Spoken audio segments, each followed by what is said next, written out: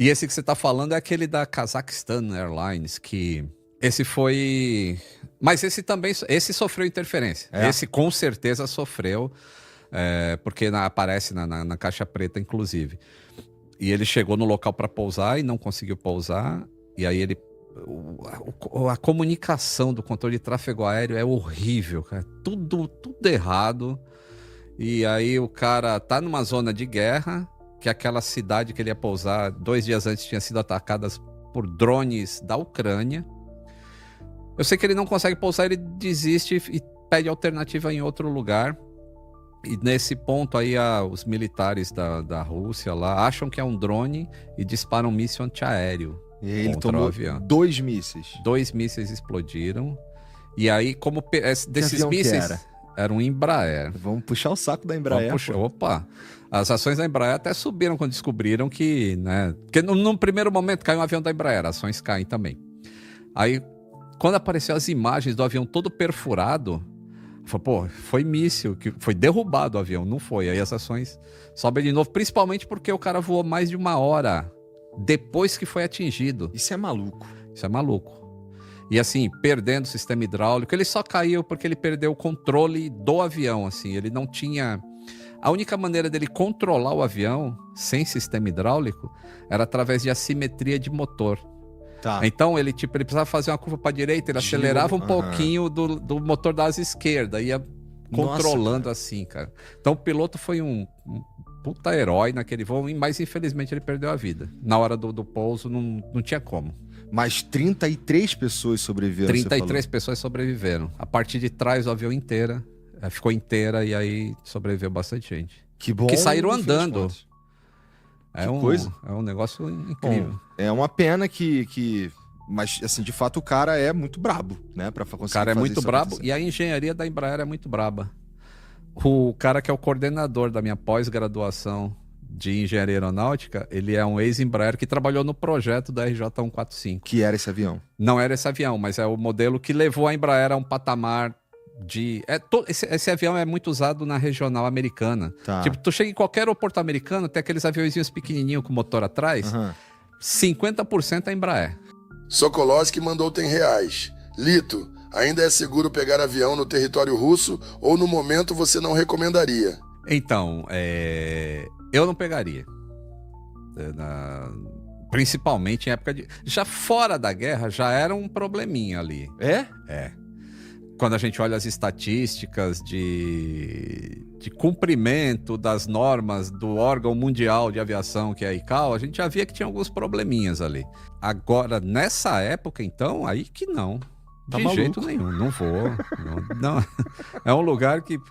E engraçado que eu encontrei, eu viajei recentemente para a Itália e eu encontrei uma pessoa que era russa e ela estava falando, não, o pessoal fala muito da guerra, mas não, lá em Moscou não tem problema, pode ir tranquilo. A gente não sabe, né? É melhor visita a Rússia depois, daqui uns 10 anos, quem sabe, né? Agora não. Gustavo C. mandou R$20. Lito, falando inglês. Muitas pessoas têm medo dos inúmeros barulhos que o avião faz. Seria muito legal um vídeo seu, em um voo de verdade, falando o que são os principais barulhos quando eles acontecem de fato. Cara, o avião, ele é uma fábrica de barulhos. E assim, para eu fazer esse vídeo aí, eu teria que comprar um assento ali na área da asa. Porque é assim, vê o medroso como que é. Eu tenho um curso para perder medo de voar também. Mas vê o medroso como ele pensa. Ele fala assim, qual que é o melhor lugar no avião para eu não sentir tanta turbulência? Porque tem medo da turbulência, né? Aí eu falo, na área da asa, que é o pivô do avião. O centro de gravidade do avião é na área da asa. Só que lá também é onde fica todos os componentes hidráulicos do avião, e o trem de pouso, e freio, e bomba hidráulica. Então lá também é onde mais faz barulho. Aí o cara tem medo de barulho. Aí eu falo, não existe. Então já era, não tem medo, já era. Perdeu mesmo. Escolhe, ou você vai na turbulência ou você vai na parte silenciosa. Mas é uma fábrica de barulhos. Tudo faz barulho no avião. Assim, como ele é uma máquina que ela foi criada para sobreviver durante turbulência a vida inteira que ela voar, se o avião voar 50 anos, vai ser 50 anos balançando. Então ela tem que ter as coisas meio flexíveis lá. E essa flexibilidade, que é o que a gente não tem no carro é tudo ajustadinho, aí fica aquele carro silencioso. No avião não, é nheco-nheco, balança tudo, é a gala e os carrinhos batem do lado, o talher bate, é só barulho. Mas barulho também não derruba avião, né? Só se for uma explosão de um míssil aí, né? Pode ser. Se for Embraer, ainda voa mais uma hora. Né?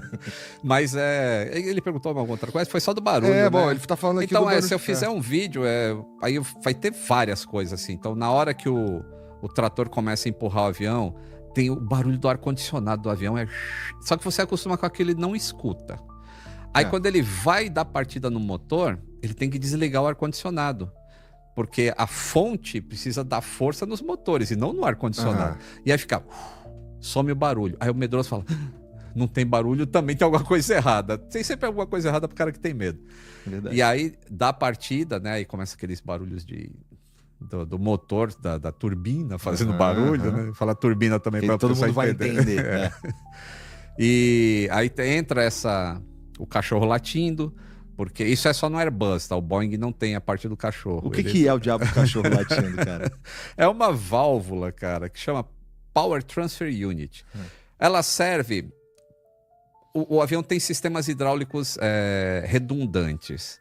Então, os engenheiros falaram assim, se um dia eu perder esse sistema hidráulico, a bomba, eu perdi essa bomba. Como o outro sistema hidráulico está funcionando... se eu fizer esse hidráulico passar por um motor e gerar esse motor e transformar ele numa bomba. Então tem uma válvula que sabe quando uma pressão hidráulica baixa muito, e aí ele abre essa válvula e faz o outro sistema alimentar. Aí quando a pressão sobe desse lado, ele desliga a válvula. Então ele fica... e o barulho é desse, liga, desliga, liga, desliga. E por que acontece isso na hora que você está saindo ou quando você está chegando?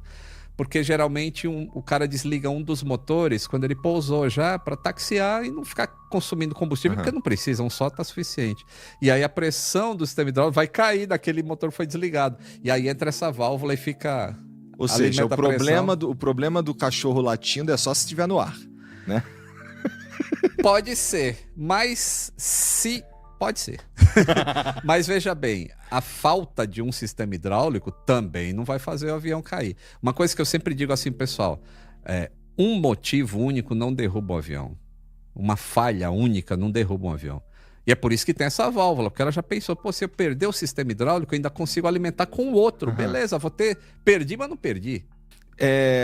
Bom, aí eu vou sair um pouco da tua área de expertise para ou você sabe, ou então tá tranquilo se não souber. Se eu não também. souber, eu falo que eu não sei. Tranquilo. Por exemplo, essa é uma das regras que, vamos lá, se eu tiver com uma garrafa d'água de 2 litros na minha mochila e passar lá no raio-x mesmo, na esteira, os caras vão pegar, provavelmente vão tirar, isso aqui não pode. Se for voo internacional, sim. Não pode, beleza. Isso. O que exatamente os caras estão procurando ali naquela máquina de raio-x? Coisas que fariam o avião cair? E sei lá, então, drogas, sei lá. A máquina de raio-x detecta algumas coisas, assim, detecta material orgânico, detecta alguns devices que podem ser explosivos, e esses agentes que ficam na tela do raio-x, eles são treinados o raio-x dá umas colorações lá, e ele sabe que tem alguma coisa que, na dúvida, ele vai pedir para você abrir a mala para ele ver. Então, eles procuram coisas que são ilícitas para entrar no avião. Faca, não pode, porque o ataque de 11 de setembro lá foi com material cortante. Então são essas coisas que eles buscam. E também, como é que você garante que o cara tá treinado para fazer aquilo? Como? Que a gente tem que confiar, né? Tem que confiar. Então, a ANAC é o órgão regulador. Então, a ANAC dá umas incertas em aeroportos de vez em quando com uma mala com coisas que não pode entrar. E vai o fiscal lá, como se fosse viajar. Ele tem a passagem, tudo certinho. Ele põe a malinha com o teste.